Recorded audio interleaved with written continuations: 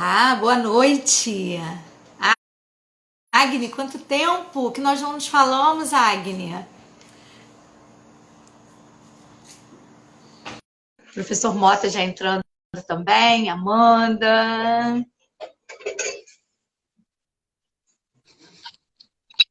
Oi, Bem, boa noite. boa noite, tudo jóia? Tudo jóia? Como o pessoal chegando? Que bom, tudo Tudo bem, maravilha. professor? Tudo Coisa ótimo, boa. tudo show de bola. Tudo ótimo. Calor aí? Hoje deu uma esfriadinha, Curitiba vai começar a fazer frio a partir de agora. Coisa boa. Aqui também caiu um pouquinho a temperatura agora à noite. Nossos colegas entrando aí, o pessoal do Centro Educacional Costa Azul, a Felipe. Olá, pessoal, boa noite a todos. Sejam todos bem-vindos. O professor Mota já está conosco. Estamos aí para fazer uma efervescência hoje. Coisa boa. Isso mesmo. Inspirar, né? O mundo está precisando de inspiração. Vivemos aí esse momento de turbulência e, nesse momento, é o melhor momento para a gente inspirar, ter novas ideias.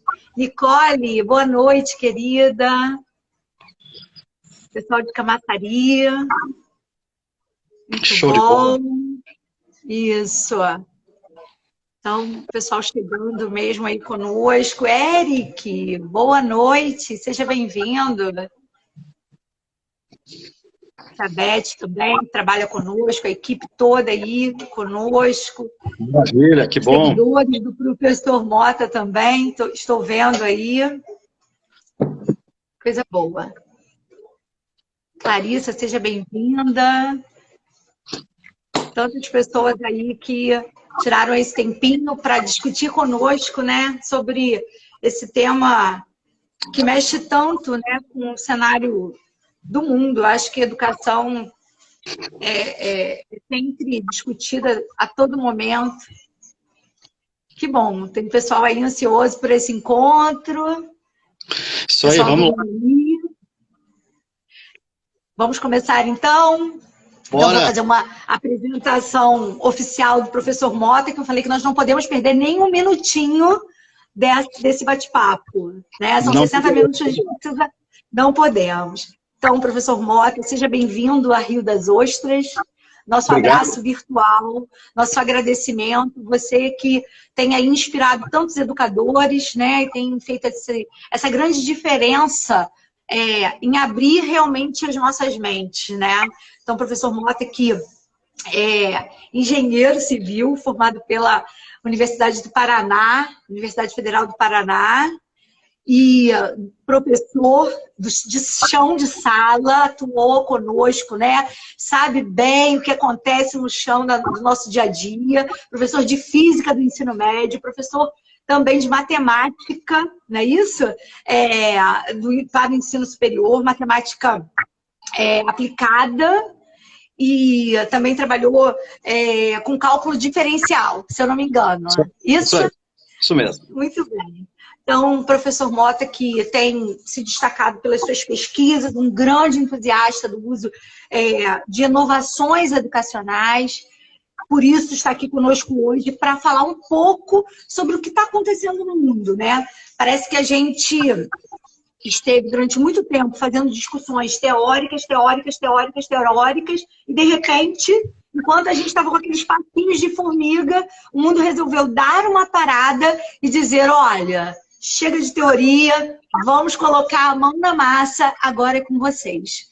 E eu já quero parabenizar, né, professor Mota, os nossos professores, que enfrentaram, vestiram a camisa, não se intimidaram frente a esses desafios e estão fazendo bonito, porque a gente sabe das dificuldades, a gente sabe que não é fácil, a gente sabe de verdade que a própria tecnologia às vezes nos coloca em situações fora do contexto, mas o tema não poderia ser melhor.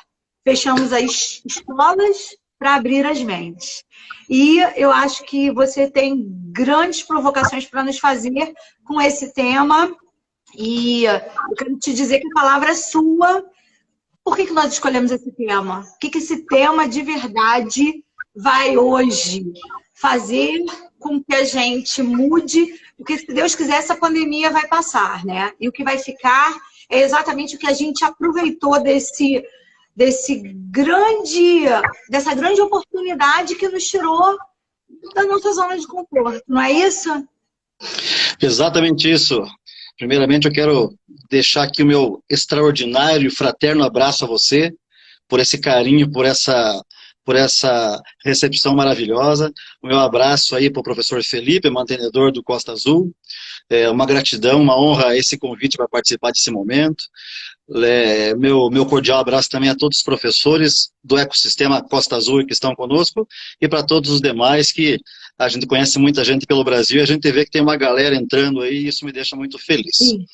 Nós estamos vivendo um momento ímpar na história do mundo e é evidente que isso respinga diretamente na educação, que é aquilo que a gente tem como propósito fazer e inspirar pessoas. Só que eu sou uma pessoa como sou muito entusiasmado, né? Eu sempre dei muito valor para a incerteza, porque quando a gente não tem certeza de uma coisa ou outra, você vai atrás, você busca, você remexe, e eu já comecei há muito tempo levar essa palavra para professores de que nós estamos vivendo um outro momento, isso mesmo sem pandemia. Estamos vivendo um outro momento, o professor precisa se reinventar, as pessoas mudaram, o mundo mudou, a educação precisa também olhar para fora dos muros da escola, e me parece que agora, em meio a esse caos que a pandemia trouxe, de certa forma isso está acelerando um pouquinho esse aprendizado. Por isso que eu sugeri o tema da nossa conversa como sendo, nós precisamos fechar as escolas para que a nossa mente abrisse, porque agora eu tenho todo um cenário acontecendo. Primeiro, a escola, quando isso começou a acontecer, algumas semanas atrás, precisou entender esse cenário e, nesse entendimento, tentar refletir o que eu posso fazer e o que eu devo fazer, quais são as diretrizes. É evidente que isso acaba chegando no professor. Esse professor, às vezes, já tem uma adoção, ele já é uma pessoa ligada em tecnologias, em novas estratégias, ele navega bem em uma ferramenta ou outra, plataformas. Então, para esse professor, isso não foi muito assustador, por mais que eu tenha algo a dizer também para esse professor, né? E tem professores que, por uma forma ou outra de lidar com o seu conteúdo, faziam aquilo que eu chamo de mais do mesmo há muito tempo, então agora a água bateu na bunda, eu preciso me despertar, eu preciso fazer algo, porque senão não vai funcionar, né? É evidente que eu também dependo do aluno, porque o aluno também não estava preparado. Aquele aluno que estava esperando 2020 com as aulas presenciais, os 200 dias letivos, como nos anos anteriores, agora ele também precisa aprender como lidar com esse novo cenário. E daí em casa nós temos os familiares, os pais que também não estavam preparados, nem como profissionais de tudo isso acontecendo, e nem de ter o filho em casa e agora ele ter que ser essa espécie de ajudante, de mediador e de facilitador em casa, porque algumas tarefas, alguns afazeres acabam chegando no aluno, e esse aluno, em função do segmento escolar, da idade, precisa do pai ali ou da mãe junto, ou a pessoa que é responsável também dando essa força. Então eu entendo que esses 4 pilares, instituição, professores, alunos e pais... Vida aqui que você batizou aí, olha. Estão em pleno processo de aprendizado, porque quando a gente se depara com esse momento de caos, ninguém estava preparado para isso. Eu tenho certeza que, por exemplo, um pai que é advogado, pai de um aluno aí do Costa Azul que é advogado, ele também teve que se reinventar em casa. A mãe que é psicóloga teve que se reinventar. O pai que é vendedor, que ele tinha que ir de porta em porta apresentar o seu produto fisicamente. Hoje ele tem que se reinventar. Então, isso não acabou afetando somente a escola, acabou afetando a todos, e todos que participam da escola precisam entender que esse cenário ele não é fácil, é um cenário muito complexo. Porém, eu aprendi nas minhas andanças que a gente só consegue resolver problemas complexos com um time multidisciplinar. Ou seja, as pessoas que fazem parte da escola, as pessoas que fazem parte da família e da comunidade ao redor, todo mundo precisa, de certa forma, se ajudar para que, ao final, todos saiam ganhando. Então, por isso, eu volto ao título. Fechamos a escola, mas temos uma extraordinária oportunidade de aprender, todos nós. Sim. Professor, eu achei interessante que muitos alunos seus, né, já entraram aí conosco ao vivo e relataram que foi a partir da inspiração das suas aulas, a partir do seu testemunho, que mergulharam nas metodologias ativas. Nós estamos vendo que os professores, de fato, abraçaram a causa. O professor tem realmente essa facilidade, né, de se adaptar. E nós temos visto isso. Mas a pergunta agora é, e depois? E depois? Qual é o caminho que a escola vai realmente ter que seguir para manter esse trabalho, que na verdade não pode ser também de um vídeo apenas, que vai transportar, né, para a tela aquilo que ele fazia como exposição em sala de aula. Então a gente precisa de outros desdobramentos. Quais são as suas observações acerca disso? Vou começar do começo dessa sua fala. Eu fui professor, efetivamente, em sala de aula aqui em Curitiba por 23 anos. Por um grande período, ou seja, 23 anos da minha vida, como professor de física para o ensino médio, matemática aplicada para cursos da área de negócios e professor de cálculo diferencial para engenharia. E em 23 anos é evidente que eu também acumulei funções de coordenador de curso, de diretor de escola, de mantenedor de escola, então o aprendizado ele foi exponencial. Eu fiz questão de, durante esses 23 anos, nunca sair completamente de sala de aula, porque eu gosto, é algo que eu sou apaixonado, que eu realmente amo. E na visão dos alunos e também dos meus gestores, eu sempre tive um retorno, um feed forward de que o trabalho estava indo bem. E quando a gente percebe que o trabalho está indo bem, o professor, assim, se folga um pouco em não ousar mudar. E eu fui nessa linha de começar a me sentir muito seguro nas aulas que eu entregava aos meus alunos, do discurso que eu tinha, da ascensão que eu tinha sobre os meus alunos, o domínio do conteúdo, eu percebia que eu fazia isso muito bem. Porém, no início de 2014, eu quebrei a cara, porque quando eu imaginei que eu era o melhor professor de matemática ou física do planeta, foi bem aí que eu me ferrei, porque os alunos não tinham mais aquele engajamento, aquela conexão comigo. E eu demorei um pouco para perceber que os alunos mudaram e eu também precisava mudar. E quando você se propõe a mudar, você não faz nada sozinho. É evidente que eu conversei com muitos amigos, com muitas pessoas incríveis que me ajudaram nesse processo, porém eu percebi que quando eu mudei um pouco a minha sala de aula, a forma de entregar o conteúdo para o meu aluno, que eu não precisava contar a eles todas as coisas que eu sabia para que eles pudessem aprender. Inclusive um grande amigo meu, chama-se Paulo Tomazinho, ele é um gênio, um estudioso, um doutor em educação, Google Innovator. Um dia, ele passou num corredor da minha sala de aula, ele passou e voltou e ficou olhando eu finalizar uma aula de cálculo, ele esperou os alunos sair e entrou e falou assim, Mota, você sempre dá aula desse jeito para os seus alunos, assim, todo empolgado, todo hiperativo, todo suando? Daí eu falei assim, sim, eu sempre dou aula desse jeito, esse é o meu jeito. Ele falou, tá, mas você explica tudo detalhado, você esmiuça todo o conteúdo, você é desse jeito, todo doido em sala de aula sempre? Eu falei, sim, eu sou sempre isso. Ele me falou, sabia que você está enganando os seus alunos?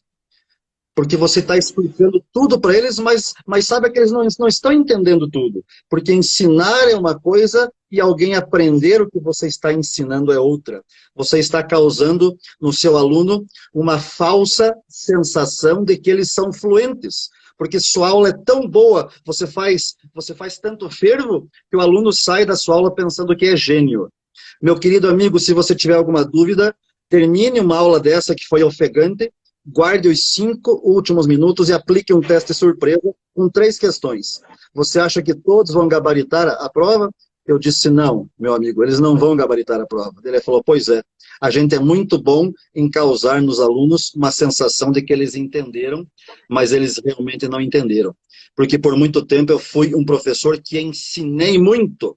Certamente os meus alunos aprenderam muitas coisas relevantes. Só que a questão é a seguinte, se eu tivesse tido um professor diferente, os meus alunos teriam aprendido mais. E eu arrisco a dizer a você, Cíntia, e aos amigos que me ouvem, na minha formação tradicional, eu aprendi muitas coisas úteis para a minha vida, para a minha profissão. Mas hoje eu tenho consciência de que se eu tivesse tido professores diferentes, eu estaria melhor. Não é que não foi bom, a sensação é de que poderia ter sido melhor. E onde que eu encontrei esses elementos? Esses elementos eu encontrei em metodologias ativas de ensino. Metodologias ativas de ensino não é sinônimo de tecnologia educacional.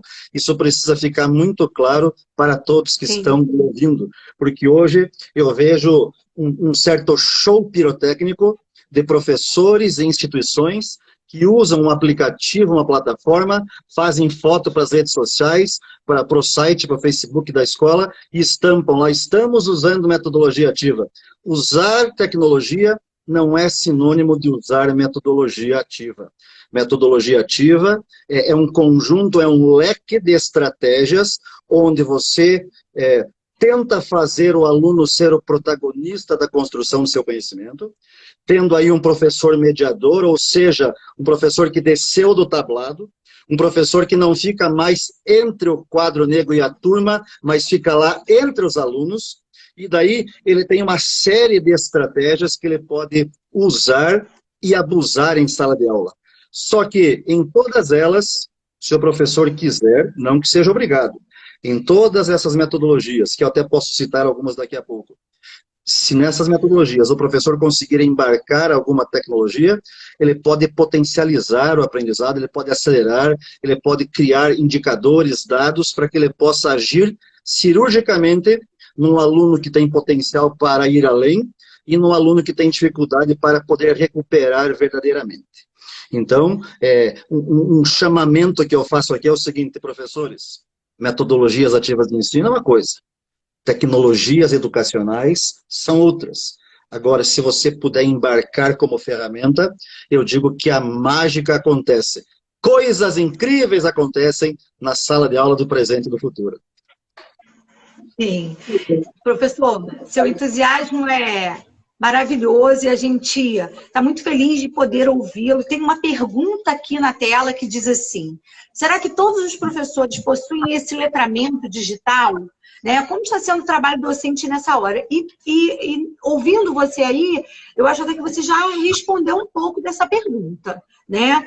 Porque uma das coisas que eu acho mais importante é que o mundo está dizendo para a gente que, olha, o tempo está passando e que não dá mais tempo também da gente esperar o professor se preparar mais, não é? Então, nós tivemos, na verdade, que tomar esse passo com urgência.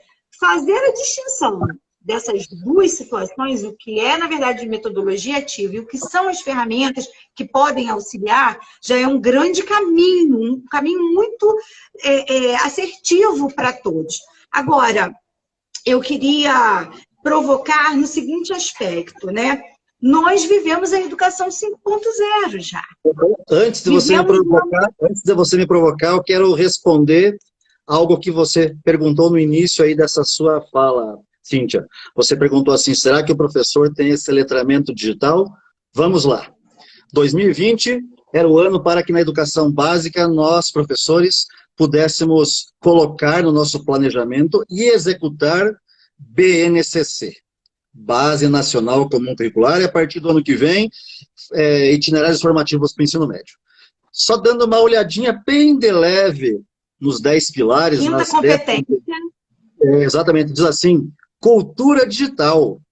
Ou seja, como é que pode um professor colocar no seu planejamento, criar estratégia que seja possível executar em sala de aula que tenha a ver com cultura digital, se ele mesmo não se apropriou disso, não foi formado para isso, às vezes não tem uma estrutura, não tem uma pegada, não tem um movimento, é disso. Então, é algo que realmente me preocupa muito, exigências sobre os professores, e que às vezes esse assunto não foi conversado, não foi organizado, não foram feitas as formações que deveriam ter sido feitas, então esse elemento aí é bastante preocupante, Cíntia.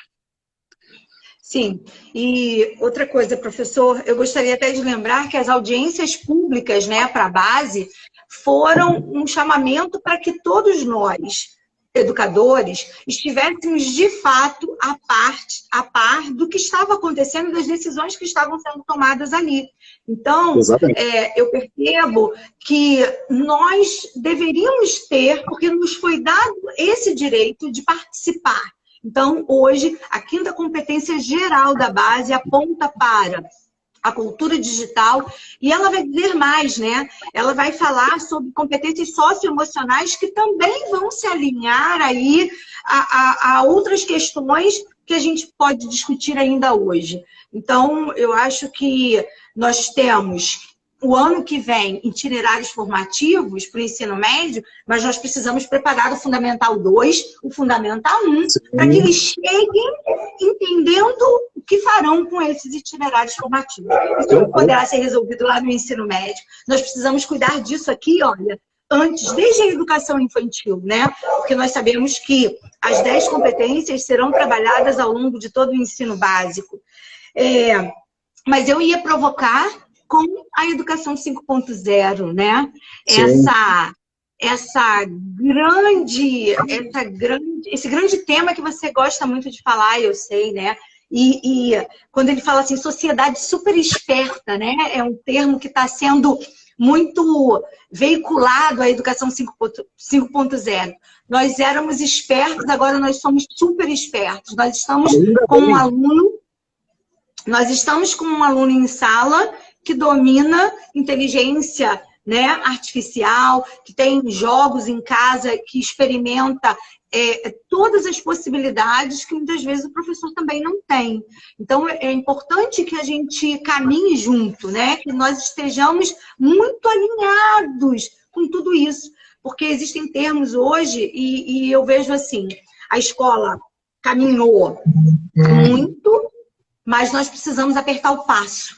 O nosso passo está sempre muito miudinho perto do que a sociedade está caminhando. E é isso que está fazendo esse grande distanciamento. Porque a gente vê professores engajados, mas a gente vê também resultados no PISA que questionam, na verdade, o nosso potencial como um país que fala em educação para todos, né? Isso aí. Então, essa sociedade 5.0, ou sociedade super esperta, Smart Society, ela começou no ano 2010. E também nesse ano é quando começaram a nascer as gerações, uma geração em especial chamada geração alfa. É de uma galera que vem com uma configuração de fábrica bem diferente. Em uma das minhas palestras eu costumo dizer o seguinte: exatamente agora, em 2020, um indivíduo da geração alfa tem 10 anos de idade. Beleza, vamos lá. Imagine aí, professor que está me ouvindo, diretores de escola, imaginem uma criança de 10 anos de idade hoje e façam um comparativo com você quando você tinha 10 anos de idade. É muito diferente. Ela é muito diferente porque ao longo do tempo, a espécie foi evoluindo. Darwin levantou essa bandeira, a espécie evolui. Então é evidente que esse ser humano ele já chega diferente, rodeado de tecnologia, rodeado de ingredientes que no nosso tempo de 10 anos não tinha. Agora imagine na sua cabeça que você tem aí na sua frente 10 crianças de 10 anos sentadas aí. 10 não, 5. 5 crianças de 10 anos sentadas na sua frente, todas num banquinho, esperando que você vai conversar com elas. Pode ter certeza que essas 10 crianças estão se mexendo, estão se cutucando, estão perguntando o que será que vai acontecer, o que ele quer, e já estão se cutucando, se beliscando, falando, uma levanta, uma senta, empurra, 5 crianças. Daí você diz assim, pessoal, eu vou dar um presente para vocês agora. Que você entrega para os 5 uma caixinha bonita, embalada. E quando eles abrirem essa caixinha, eles vão ter uma surpresa enorme. Eles vão encontrar nessa caixinha um equipamento que nem existe ainda. Chama-se iPhone 15. E daí vocês assim, meus queridos, vocês acabaram de ganhar esse equipamento aí, ó. Ali na parede tem a senha do Wi-Fi. Vocês têm 15 minutos para aprender a mexer nisso. Vamos lá? Vocês acham que eles vão levar 15 minutos para aprender a mexer no iPhone 15? Não. Eles vão ler o manual de instrução? Não. E por que diariamente nós, professores, insistimos em entregar o nosso manual de instrução para que eles aprendam algo? Não precisa. Eu tenho que trazer elementos para a sala de aula que realmente despertem a curiosidade. O Rubem Alves falou, o professor precisa ser um professor de espanto. Ele tem que espantar a galera, ele tem que trazer coisa diferente, porque esse conteúdo do dia a dia está na nuvem. Ele acha no YouTube, ele acha no Google, ele acha em qualquer canto aquilo que nós, professores, vamos levar como conteúdo curricular ou conteúdo do livro da apostila. Então, o que eu tenho que fazer diferente? Algo que ele não encontra no YouTube, algo que ele não encontra no Google ou qualquer outro ingrediente de pesquisa tecnológica, que é o quê? Você ser um professor de espanto, um professor inspirador, um professor espetacular, um professor que transborde ingredientes humanos, um professor que tenha a empatia elevada ao infinito. Inclusive está lá na BNCC, empatia e projeto de vida. Se o professor não for empático, como que ele vai conseguir exercitar a empatia com os alunos? Será que os professores realmente estão se colocando no lugar dos alunos hoje, diante da pandemia, para entregar um conteúdo, mesmo que de forma remota, e que isso seja legal para o aluno? Eu sou curioso para saber que ferramentas, que estratégias e principalmente quais metodologias estão sendo usadas para que você possa tornar essa educação distante, ela poderosa, ela trará consequências jamais vistas, porque uma vez que eu consiga mudar essa mentalidade de professores, de instituição de professores e de alunos, eu começo sim ter, por exemplo, uma escola que deixa de ter somente no seu PPP escrito em negrito, aqui desenvolveremos a autonomia do seu filho, para realmente começar a desenvolver a autonomia. Porque esse aluno, ele agora está sozinho, ele precisa se desenvolver, ele precisa criar o seu conhecimento, construir o seu aprendizado, e o professor precisa entregar uma trilha maravilhosa, espetacular para isso. Eu tenho aqui, há tempos, eu sou um fanático de aprendizagem invertida, Flipped Learning, e esse livro extraordinário do professor John Bergman diz assim: aprendizagem invertida para você resolver o problema do dever de casa. Nós, professores, sabemos que toda vez que nós damos uma tarefa de casa para o aluno fazer, ele raramente faz do jeito que nós gostaríamos que fosse feito. Beleza. E daí em sala de aula é aquele revisa, tira dúvida, tudo mais, sempre mais do mesmo. Ou seja, nós já sabemos de antemão que mesmo eu dando uma aula maravilhosa presencial com o meu quadro de giz, quadro de canetão, PowerPoint, filminho, a minha exposição, eu já sei que se eu deixar a tarefa de casa, ela não é feita como eu gostaria. Imagine agora que eu não estou mais lá explicando, entregando, etc, etc, e estou exigindo diariamente que ele faça algo em casa. Se essa tarefa de casa continuar Ctrl+C, Ctrl+V com aquilo que eu já fazia, daí que não vai funcionar.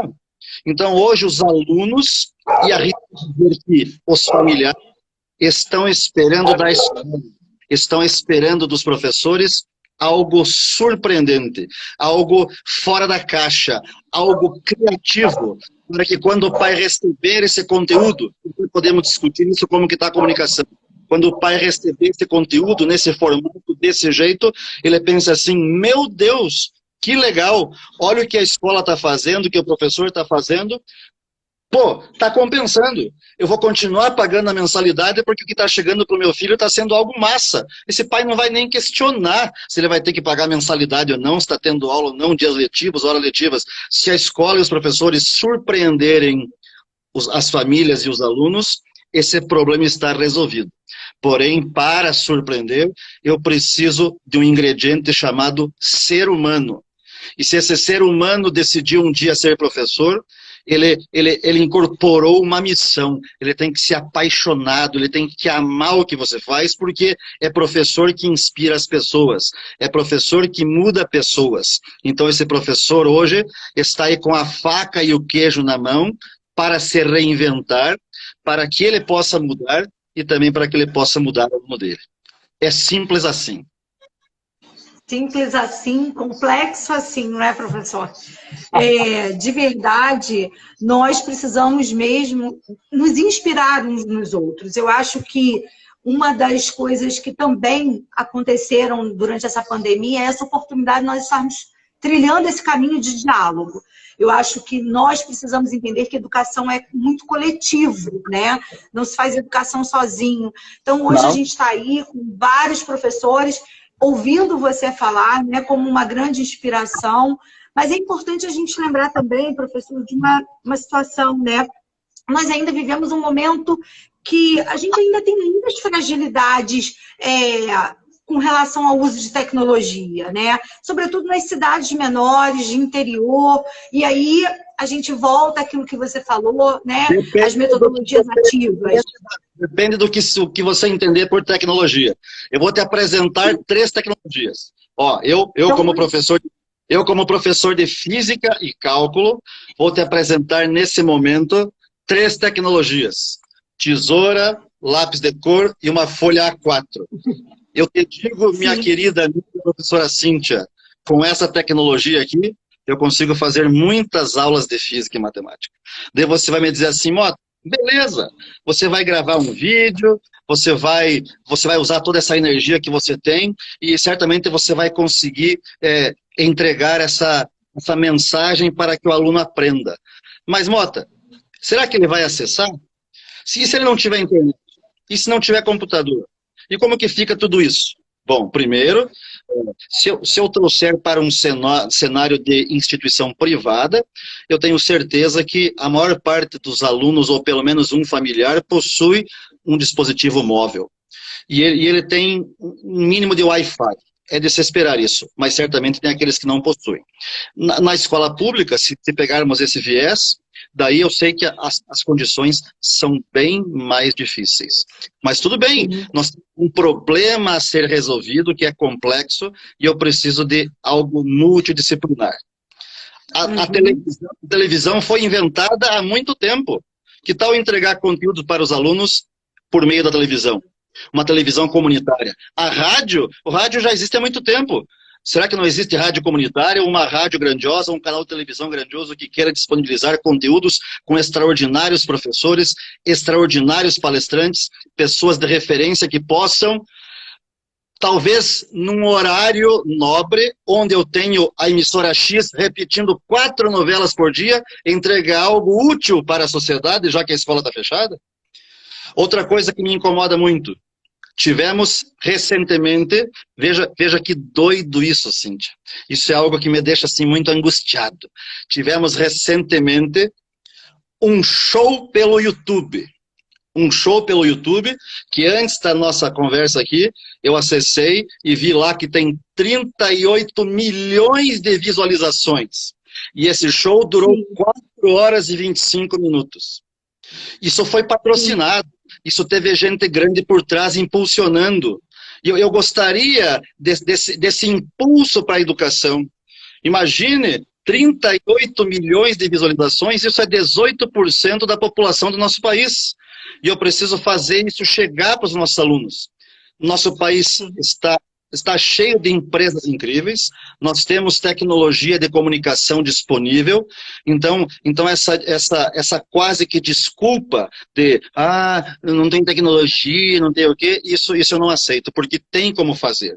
Como é que um show pode engajar 38 milhões de pessoas e uma aula espetacular não consiga engajar 100 pessoas? Eu não me conformo com isso.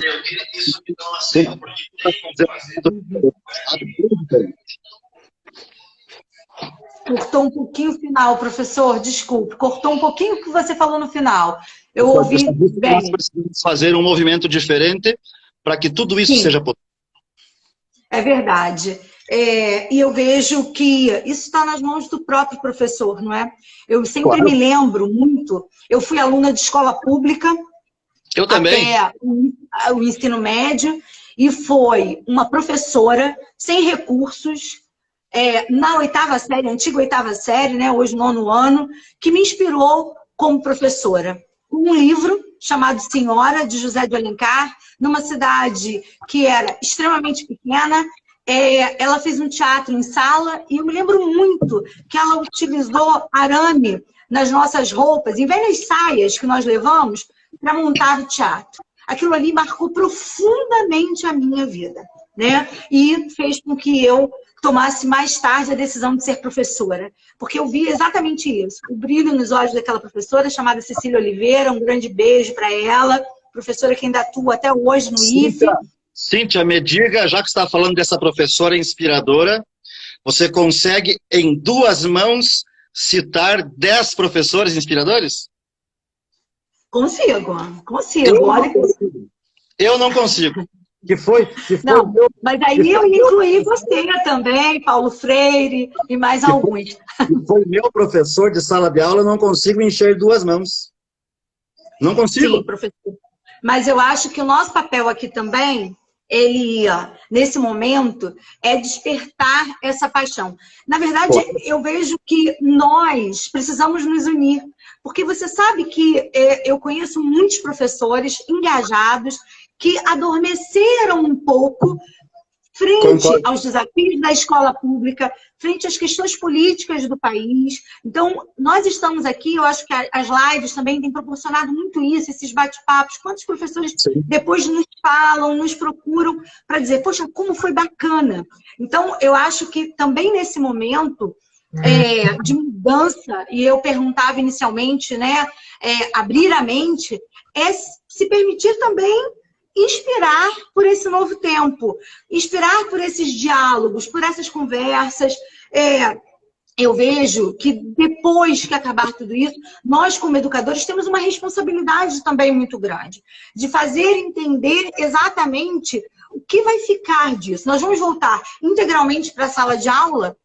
A Secretaria de Estado do Rio de Janeiro disponibilizou que essas aulas, né, por meio de um decreto, o secretário Pedro Medeiros fez um decreto dizendo, olha, a partir de agora, essas aulas que estão sendo trabalhadas de maneira remota farão parte do cômputo de aulas. Isso, para mim, é muito inspirador, porque isso significa que nós poderemos influenciar para que outras aulas lá na frente, o ano que vem, voltem a fazer parte dessa mesma grade. Que passem realmente a computar como uma aula presencial. Eu acho que já é um caminho. Por que não? Por que não provocar deputados também para repensar esses 200 dias, não é? Esse é o momento. Exatamente. Mas eu queria falar 2 coisas. Aqui tem uma pergunta, né? Eu acho que já foi até respondida com relação às escolas públicas. Eu vejo, sinceramente, que as escolas públicas têm caminhado muito. Eu tenho percebido aqui na minha região algumas situações, sabemos das dificuldades, mas também temos visto um avanço, né, significativo. A Secretaria Municipal de Educação de Rio das Ostras preparou todo um trabalho online para seus alunos, assim como outras secretarias de cidades aqui vizinhas, né? A gente acompanhou isso bastante aqui nas redes. E eu queria só comentar com você, professor, que a gente tem aí uma modalidade de trabalho. Eu queria que você desse assim, umas dicas para a gente que está tendo que produzir esses vídeos, para a gente, professor que está em sala de aula e que está fazendo esses vídeos hoje para entregar como conteúdo para o aluno, que cuidados ele deve ter? Maravilha. Antes disso, só quero dizer que eu sou do mesmo pensamento de que a gente vê alguns movimentos na parte pública da educação acontecendo, né? Às vezes alguma coisa que estava para começar, agora esse processo acelerou. Aqui no meu estado, estado do Paraná, por exemplo, vão começar a entregar conteúdo via sinal de televisão, então isso é legal. Então, tem coisas bem legais que estão acontecendo. Agora, vamos lá. Como que eu faço para organizar esse caos que se instalou? Como é que eu posso, de repente, criar uma trilha que seja útil aí para a minha escola? Eu tenho que pensar, primeiro ponto, eu preciso comunicar agora ao aluno e à família que está em casa, esperando as instruções, esperando as ordens, esperando o que precisa ser feito. Então, algo que a escola precisa conversar internamente, é evidente que no dia de hoje as escolas já conversaram. Só que daí nesse cenário de como que eu comunico os alunos e comunico as famílias sobre o que será feito e como será feito, tem dois tipos de instituições. Tem aquelas que estão acertando, porque já tinham isso muito claro, esse canal de comunicação. Só que mesmo assim, como está diferente, a lida desconfia que está errando. A escola está acertando, mas ainda está com aquele sentimento de, será que eu estou fazendo certo? E tem aquelas escolas que, para mim, é o pior cenário, que são as escolas que estão errando e pensam que estão acertando. E isso é muito ruim. Então, quais são as dicas que eu dou? Nesse momento, quanto menos confusão, melhor. Então a escola precisa acertar qual o canal que ela vai usar para comunicar os pais e o aluno. É o WhatsApp? É um SMS? É um e-mail? Tenho que pensar que dependendo do público, esse público não vai acessar o e-mail. Jovens não usam o e-mail. Eu tenho filhos, eu tenho um de 18 e um de 23 anos. Ambos estão na universidade. E eles raramente acessam o e-mail. Porque é rede social, entendeu? Então, a escola também precisa entender quem é o seu cliente para que possa fazer a comunicação chegar, e essa comunicação chegando, ela precisa ser clara, objetiva e trazer consigo pouquíssima ambiguidade, tem que ficar claro para os pais e também para os alunos. Também não adianta a escola ficar segunda, terça, quarta, quinta, sexta, toda hora mandando itens para que sejam feitos em casa, porque isso não funciona. Chega uma hora o pai ou o aluno vai olhar que lá, meu Deus, não para de chegar coisa, não vou ver mais. Então, que a escola faça um combinado, vou mandar toda segunda e quinta, e daí dispara as atividades para os dias seguintes. Então, acho que esse mínimo de ordem precisa ter. Agora, que conteúdo que vai chegar? Qual é a forma do conteúdo? Por isso, eu me inspiro muito nos insights do professor Aaron Sams, do professor John Bergman, e também do professor Eric Mazur. Inclusive, hoje eu participei de uma live extraordinária com o professor Mazur, direto lá de Harvard, e foi sensacional, onde esses professores inspiradores, eles defendem que tem como você criar um roteiro, uma trilha, uma estante, um conjunto de itens que você pode mandar para que o aluno tente fazer em casa. É o learning by doing, o listen, o watching alguma coisa, ele tem que aprender ouvindo, fazendo, assistindo alguma coisa, ele tem que aprender. Então, se eu pudesse dar algumas dicas do que ser feito, professor, se desarme de qualquer preconceito que você tem, senta num lugar bem confortável da sua casa, no seu escritório, num lugarzinho que te faz bem, coloca lá o seu celular na horizontal e grave um vídeo breve para o seu aluno. Esse vídeo precisa ter duração máxima de 8 minutos. É evidente que o professor vai usar uma linguagem adequada a cada segmento de ensino. É evidente que, se de repente eu estou falando com um aluno da educação infantil, as professoras e professores desse segmento têm todo um jeito de lidar, de falar, de conversar com o aluno. Essa professora, esse professor, se for criativo, pode criar até um mascotinho para esse período, fazer o mascote e conversar junto. Eu estou aqui, a professora está em casa, assim como você, mas nós estamos aqui, tem até um amigo para a próxima aula, não sei o quê. Então o professor tem que ser criativo, ele tem que ser carinhoso, ele tem que ser amoroso, ele tem que entregar algo que realmente o aluno perceba, meu Deus, que legal, a professora fez isso para mim, a professora fez isso para mim. E se for um professor de Fundo 2, de médio, ele vai falar na linguagem dele. Ele vai fazer aquilo que ele sempre fez em sala de aula, só que de uma forma mais breve, como se tivesse um aluno aqui dizendo assim, meu amigo, estamos aqui, o professor Mota está feliz, estamos juntos, só precisamos aprender algo, você já pensou nisso, só estou colocando esse material. O professor tem que se comunicar com os alunos.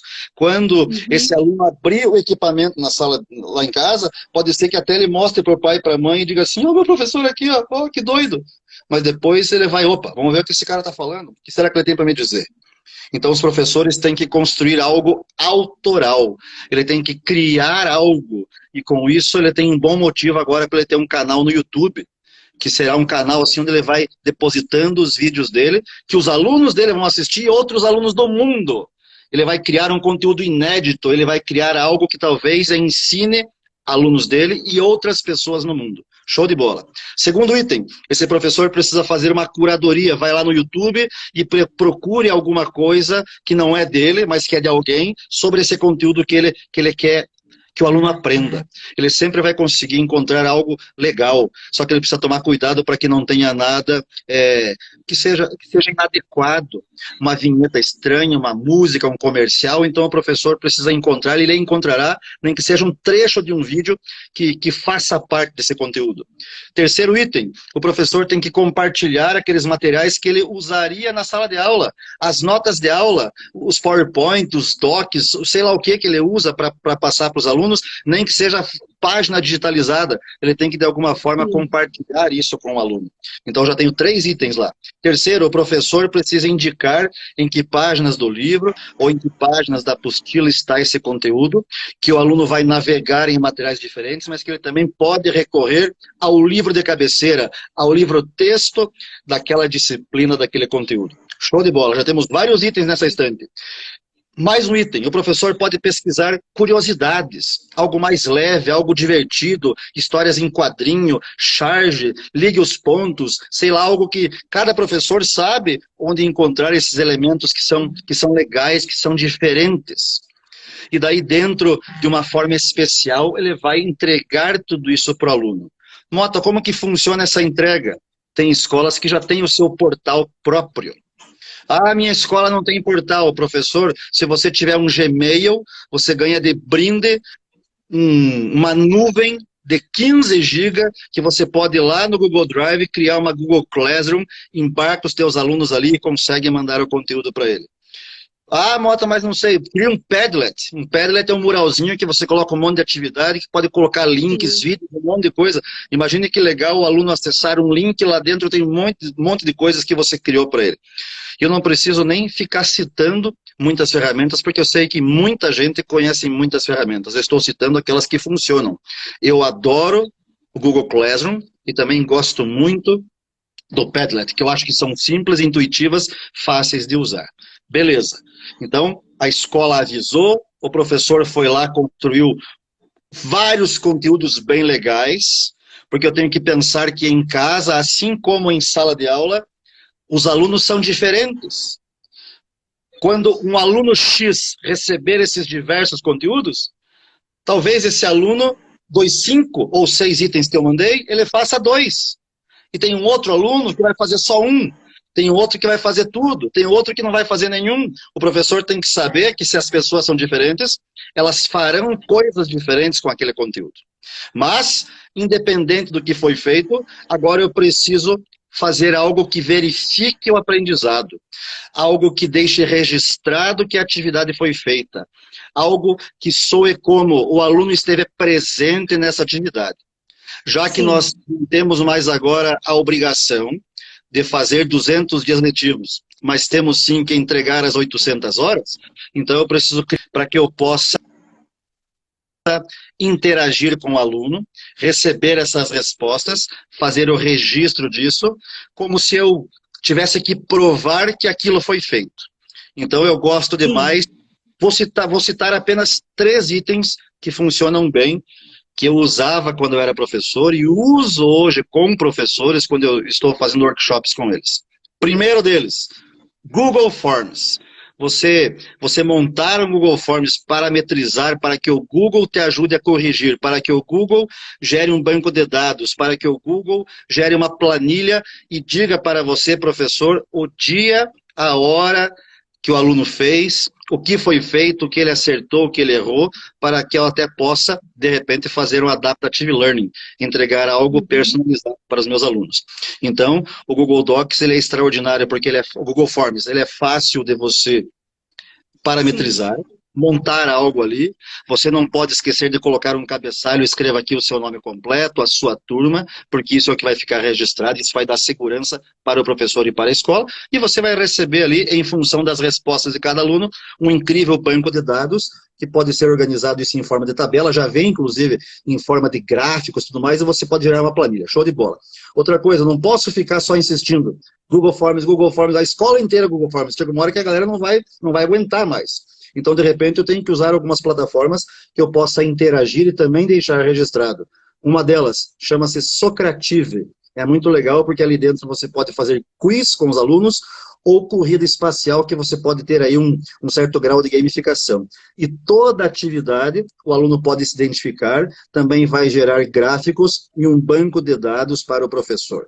Esse banco de dados pode ser em forma de tabela, e nos dois que eu citei até agora, isso você pode salvar no teu Drive do Google, se for o caso, ou seja, fica tudo salvo. E por fim, tem uma ferramenta que eu gosto legal, que ela deixa bem viva, bem ativa, que essa plataforma sim é para gamificação, e que é o Kahoot. Então lá o professor pode montar algo que é bastante ativo, com musiquinha, com cores, algo bem legal para que o professor possa cobrar dos alunos o que foi estudado, de uma forma assim mais lúdica, mais bacana, e isso também fica o registro lá e fica bem legal.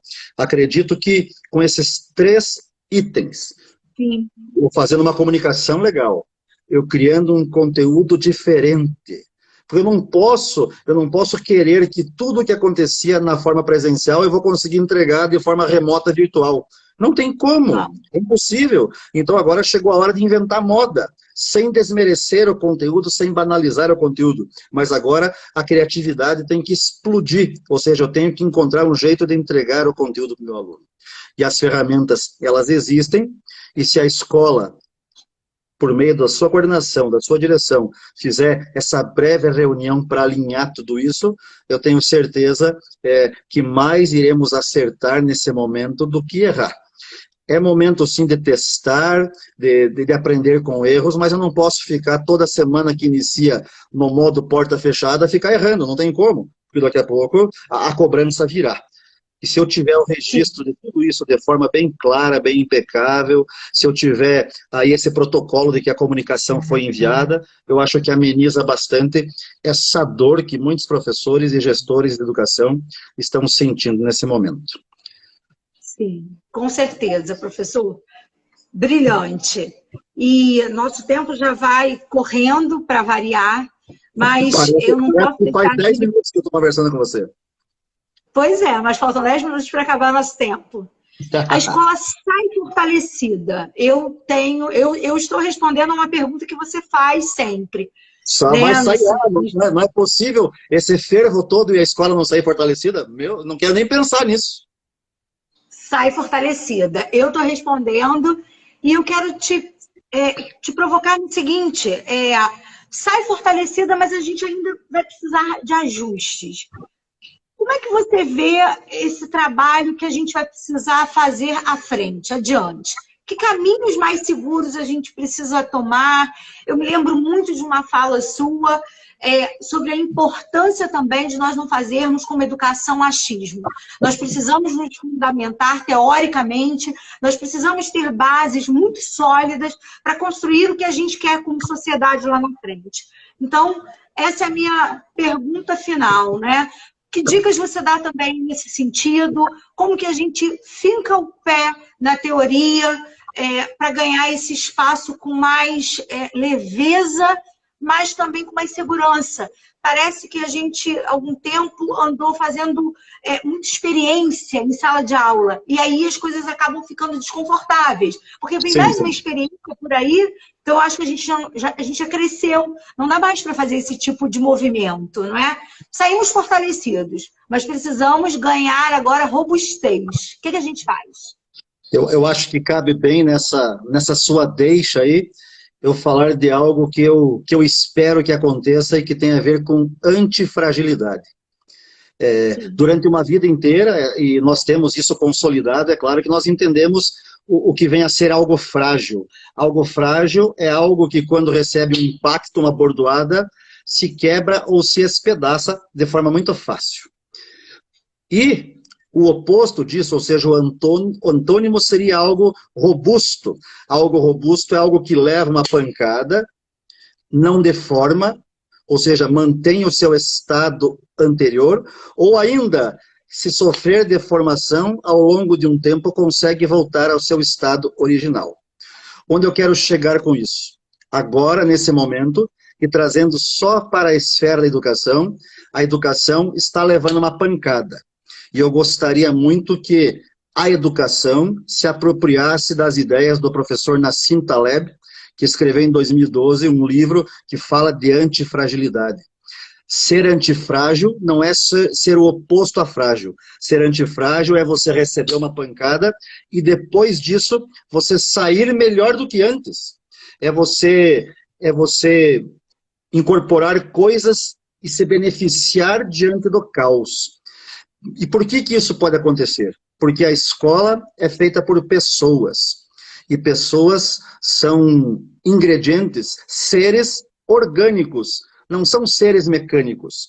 Aquilo que é mecânico, com o tempo se desgasta, vai enferrujando, não funciona como funcionava antes. Tudo que é mecânico, na nossa vida, ao nosso redor, se desgasta com o tempo. Professores e escola não é algo mecânico, é algo orgânico, se mexe, fuça, muda, vai para lá, vai para cá. Então, de tudo isso, eu espero que a antifragilidade contribua para todos nós, donos de escola, diretores de escola, coordenadores e professores, para que juntos, de mãos dadas, a gente consiga sair mais forte. Nós vamos conseguir, com essa pandemia, dar um pulo maior em termos de acelerar processos de adotar metodologias, tecnologias, dessa cultura digital, desse letramento digital. Nós vamos acelerar em relação a um tempo se a pandemia não existisse. Então, é isso que eu espero. E eu já aproveito para me colocar aqui à disposição de todos vocês que estão aqui conosco. Certamente, com as andanças que eu fiz pelo Brasil, pelo mundo, por aquilo que eu já senti em sala de aula e que eu tive que mudar, eu tenho certeza que eu posso ajudar muitos ecossistemas de educação, muitos professores, muitos diretores, porque, afinal de contas, nós estamos no momento da humanidade que precisamos nos ajudar. E há tempos eu acredito nesse mindset do compartilhamento. Hoje em dia nós não temos que ficar segurando coisas boas, nós temos que compartilhar.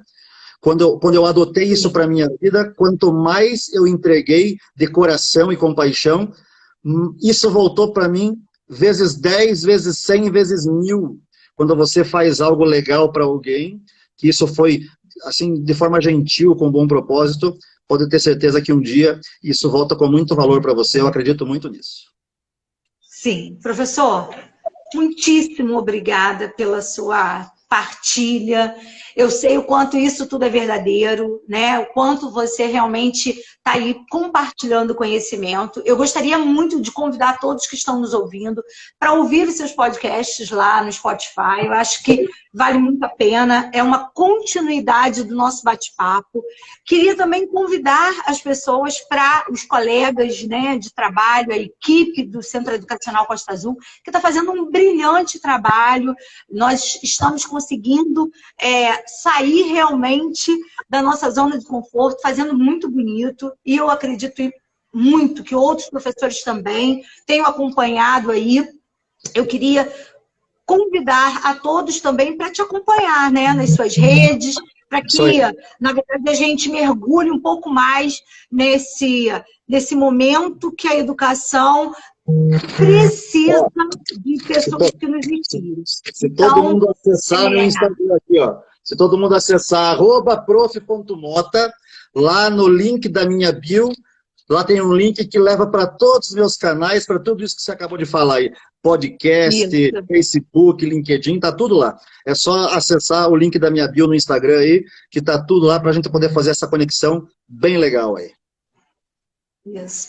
Educação, eu acho que é algo que, de verdade, professor Mota, sempre mexe muito com a gente, porque fala de verdade, na essência, né? Desde criança, nós estamos inseridos no mundo educativo.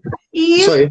é isso aí, né? Eu acho que para nós hoje fica esse grande recado de que a educação foi sacudida.